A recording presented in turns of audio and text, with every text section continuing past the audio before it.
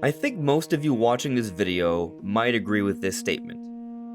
The Legend of Zelda Tears of the Kingdom is one of the most incredible games ever made.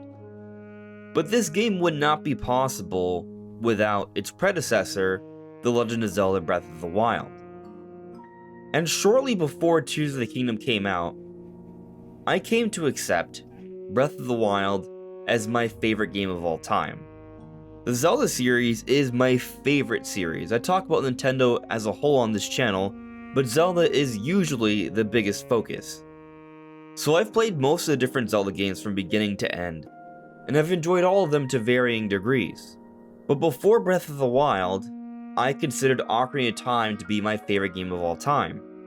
And then once we saw Breath of the Wild for the first time, when we knew it as just Zelda U, when we saw this giant sprawling world, the sense of awe, that moment is going to be hard to beat. That moment blew me away with what this game could be. And when we finally got Breath of the Wild, it did not disappoint upon that initial promise. Was it exactly the same? No. But Breath of the Wild has gone on to becoming the best-selling Zelda game of all time by a significant margin.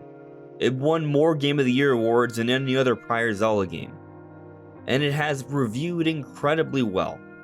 But when it comes to deciding your favorite game of all time, I think you gotta take some time to think about it. And how much you enjoy a game over a large span of time, I think should also impact this conversation. At least for me, I think it should. So I took my time in deciding if I truly believe that Breath of the Wild was my favorite game of all time. Because there are aspects of Breath of the Wild that I did not think were perfect, that I did want to be better, but there is no such thing as perfection. And something I found myself doing over the years between Breath of the Wild's release and Tears of the Kingdom's release is that I did continue to go back to Breath of the Wild, and every time I did, I enjoyed it very much. But now that Tears of the Kingdom is out, it's improved upon Breath of the Wild in so many ways, and a conversation that many have had since the release of Tears of the Kingdom is if Tears of the Kingdom makes Breath of the Wild unplayable, or at least just not a worthwhile experience compared to Tears of the Kingdom. So where do I stand on this topic? Well, that's what we're talking about today.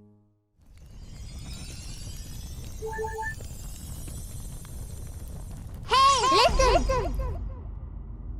Welcome everyone, this is Andre's Restart, and this time we are talking about Tears of the Kingdom and Breath of the Wild, how they compare, and if Breath of the Wild is still a worthwhile experience to play, with Tears of the Kingdom now being out and available for everyone to enjoy. But before we go further, let me point out that we are aiming to hit 50,000 subscribers by the end of the year. So if you do enjoy my content, please subscribe and hit that notification bell. With your help, it just might be possible. So I think there's a few different ways we can go at this conversation. From a story perspective, I think you can argue that there's absolutely value in still playing Breath of the Wild now, because the events of Tears of the Kingdom build off of the events after Breath of the Wild.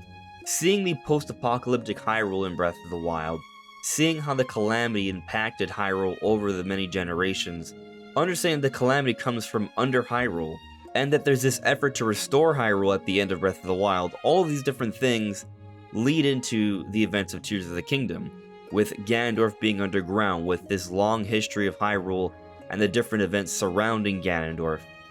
With how there are now efforts to restore Hyrule, we see these different building projects all throughout. We see a new town. We see how the population of Hyrule has grown in the last few years between the events of Breath of the Wild and Tears of the Kingdom. There are story elements to appreciate by playing Breath of the Wild before Tears of the Kingdom. But you could also argue the way Tears of the Kingdom is portrayed, you can go into it without really needing any prior knowledge. In fact, there are many who argue that Tears of the Kingdom doesn't even really honor the history of Breath of the Wild. I don't agree with that, but there are people who feel that way, because they don't make it so clear-cut. Tears of the Kingdom is designed to be played without having any prior knowledge of Breath of the Wild. Regardless, if you are a fan of the Zelda series, if you're a fan of the lore and the theories, or just have some semblance of interest in the story, that alone gives reason to still play Breath of the Wild, even with Tears of the Kingdom existing. But Breath of the Wild is a huge game, most people could probably spend easily over 100 hours into the game. It can be a very significant investment. And with Tears of the Kingdom out there, is it worth that investment? Because Tears of the Kingdom is also a very large game, and objectively, it is far larger. The surface map of Tears of the Kingdom in comparison to the surface map of Breath of the Wild is about the same when we look at it in terms of overall size and landscape. But the surface in Tears of the Kingdom has hundreds of cave systems now integrated into the world, which alone makes the map significantly larger. But going beyond that, there are two other maps to explore in Tears of the Kingdom. There is the entire depths, which is comparable to the size of the surface itself. Breath of the Wild just has a surface. And then there's also the sky to explore as well. Now the sky doesn't have so many islands I think it would be warranted to call it an entire other map in terms of size, but we should also consider that exploring the air itself is part of the map. It may not be terrain that we can walk upon, but it is part of the world that you explore. You explore the skies. You have different ways to explore the world, and a lot of that is flying around in different ways. So in terms of sheer size of world to explore, Tears of the Kingdom is easily twice as large, if not maybe 3 times as large. It's significant. And there are also more side quests, there are more story cutscenes, there are more enemies, there are more shrines. There is a lot more to do in Tears of the Kingdom. But something I've noticed by playing Breath of the Wild and Tears of the Kingdom back and forth recently is that while Tears of the Kingdom is objectively far larger than Breath of the Wild, and there is far more to do than Breath of the Wild, I found myself feeling like Tears of the Kingdom is smaller than Breath of the Wild. And just to make myself clear, I'm not trying to say that Tears of the Kingdom is lesser than Breath of the Wild. That is not what I'm trying to argue.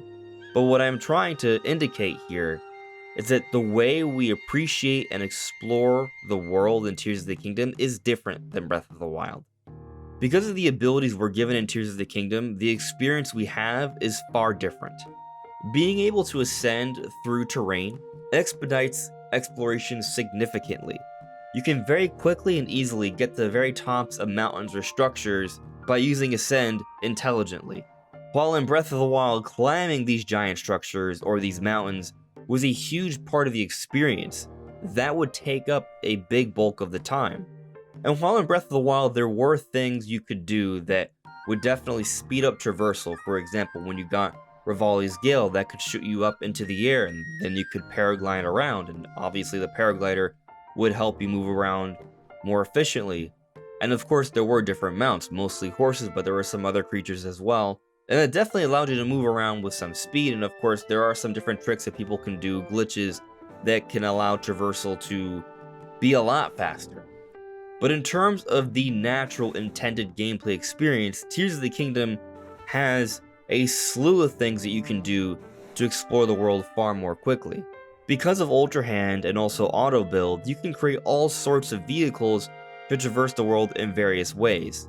You can create motorboats, you can create cars, motorcycles, rocket ships, flying planes, and everything in between. And because of this, you can cover far more distance more quickly. So what ends up happening is that while there is a lot more to explore, literally and physically in Tears of the Kingdom, because we can traverse and move around the world more quickly, we don't spend as much time looking at every little detail. We zoom through from one point after another. And I think also, if you played Breath of the Wild before Tears of the Kingdom, and if you're like me where you spent hundreds of hours over the last 6 years or so, you are so well acquainted with the world of Hyrule that you're not as inclined to stick around and look at every little detail that seems to be about the same as it was before. So what ends up happening, at least for me and with other people I've spoken to about this, we zoom through the world in Tears of the Kingdom and we don't look at all the little details. And it isn't to say there aren't details. There are details, there are cool side quests, there are cool characters, and I think the more I play Tears of the Kingdom over time, the more likely I am to slow down a little bit at moments and pieces of time to explore and look at those details more.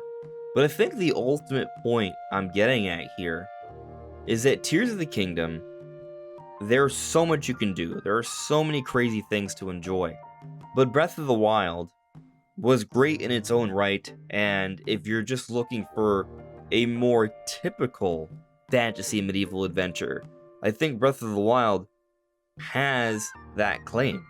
You're not going to be flying around in space cars in Breath of the Wild, but you definitely might in Tears of the Kingdom.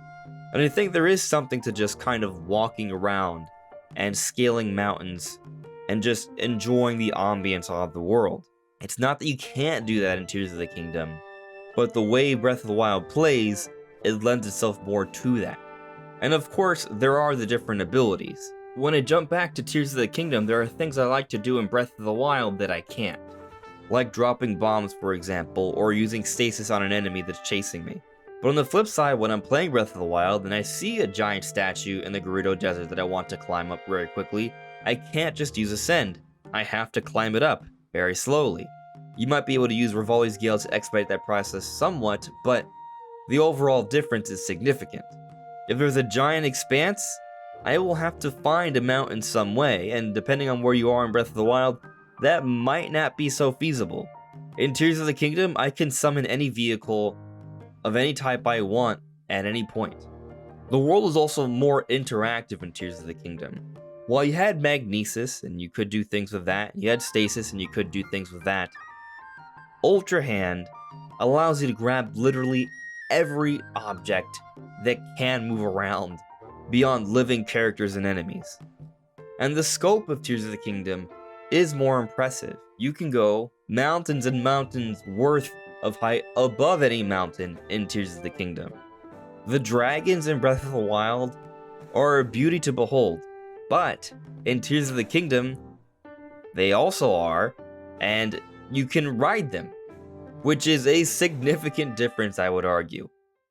So I would say, in terms of enjoying a wealth of things to do and having this playground where there are so many options, Tears of the Kingdom outclasses Breath of the Wild. There's really no denying that. But I don't think Breath of the Wild doesn't have any worth anymore. I think Breath of the Wild has its own feel. I think you can go into it, and it is more of a slow-paced adventure outside of glitches and stuff, but I think there's something to enjoy from that. Sometimes less can be more. Sometimes just running around the grass or climbing a mountain is fun. I enjoy just doing that in Breath of the Wild. Over the years, playing Breath of the Wild, while I did beat it from beginning to end and I did all the shrines and all the side quests the first time through, whenever I would go back, I would rarely go to completion. I would just play for a few hours at a time, doing different things, appreciating and enjoying the world. And that can always be done when playing Breath of the Wild. But on the note of going from beginning to end, there is still the adventure. There is still the story to appreciate and enjoy, and experiencing this part of the story of Hyrule and The Legend of Zelda. So I ultimately do think there is value in playing Breath of the Wild. I do think I will go back to Breath of the Wild over the years. But do I think Tears of the Kingdom might be a more complete experience? I do. I think Tears of the Kingdom there's more to do, and I think they absolutely did a fantastic job of building off of the achievements of Breath of the Wild to make an even better game with Tears of the Kingdom from an objective perspective. But the level of enjoyment I had for Breath of the Wild when it came out, and the level of enjoyment I've had for Tears of the Kingdom now that it's out, I can't say for sure that I've enjoyed Tears of the Kingdom more than Breath of the Wild. Breath of the Wild was a bigger shock and surprise. Tears of the Kingdom is kind of just building off of that. So in a sense, Tears of the Kingdom does not impress me as much as Breath of the Wild did, but that's because Breath of the Wild already created a very high expectation, and it's incredible that Tears of the Kingdom can meet that and still impress a little bit beyond that. And I'm very curious what happens another 5 or 6 years from now when we get the next major New Zelda game and what they do with that. But that's obviously a long time from now, but I'll be playing both Breath of the Wild and Tears of the Kingdom in the meanwhile. But what do you guys make of this situation? How do you think Tears of the Kingdom compares to Breath of the Wild? Is Breath of the Wild still worth playing at times? Let me know in the comments below. This is Andre's Restart. Thank you so much for listening and watching, and I'll see you all really soon. Take care.